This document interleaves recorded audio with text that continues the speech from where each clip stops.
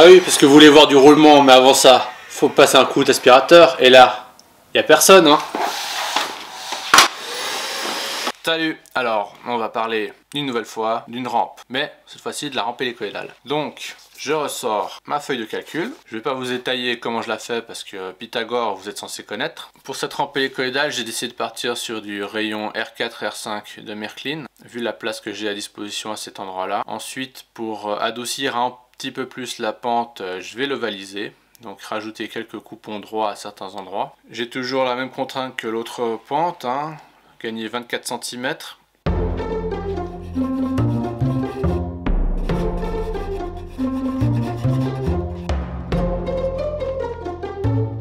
Je commence par présenter les éléments d'arc de cercle prédécoupés en suivant les gabarits donnés par la voie R4 et R5.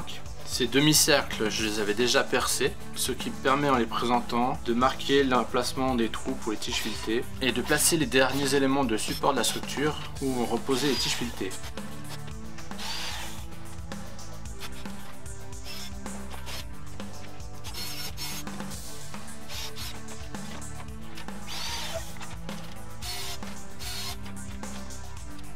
Pour les tiges filetées, un gros trou diamètre de 10. Ensuite j'y mets un insert qui se rentre dans le bois à coup de marteau.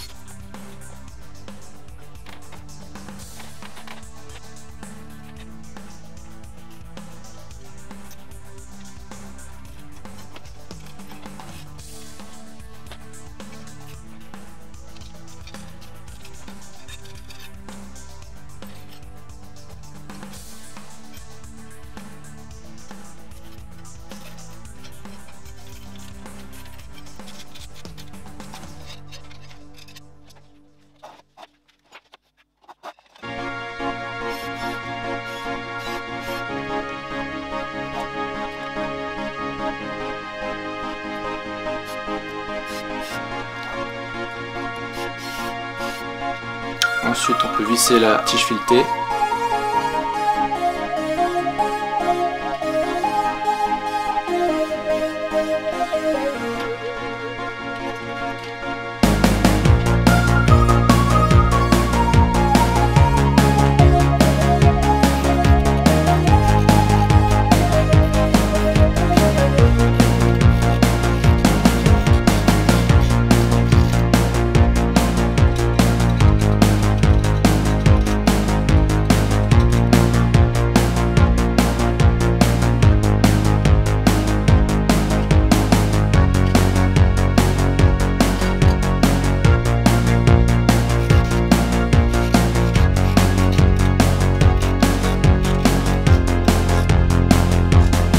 Comme vous pouvez le voir sur ce plan sous la maquette, l'écrou dit stop, la rondelle et on serre le tout et ça ne bouge plus. On présente les éléments et c'est à ce moment-là qu'on va commencer à régler les hauteurs grâce à la fiche Excel. Donc je sais ma distance par rapport à l'origine. Suite à ça, je fais le calcul pour la hauteur. On y met une rondelle, on pose l'élément, on règle la hauteur avec le mètre et ça se règle au millimètre près.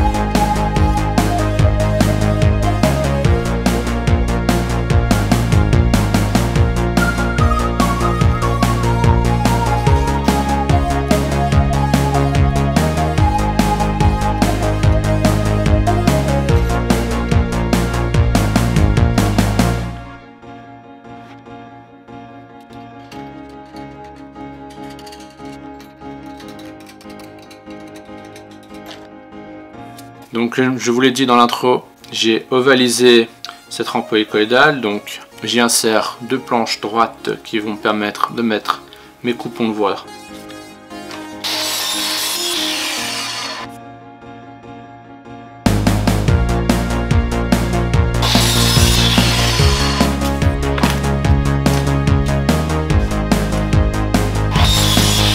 Et maintenant c'est la partie où j'ai encore rien trouvé pour aller plus vite, visser les écrous dans la tige filetée. C'est toujours aussi long. Si vous avez une astuce, dites-le moi dans les commentaires. Bon, maintenant c'est trop tard.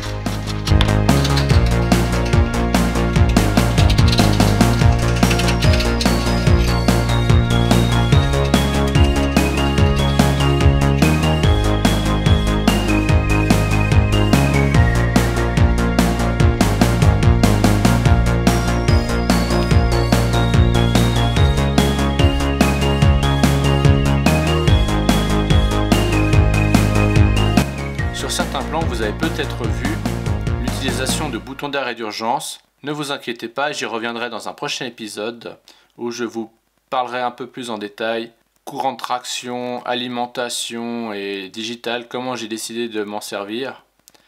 Et vous comprendrez l'utilité de ces boutons d'arrêt d'urgence. Ah oui, parce qu'il y en a plusieurs.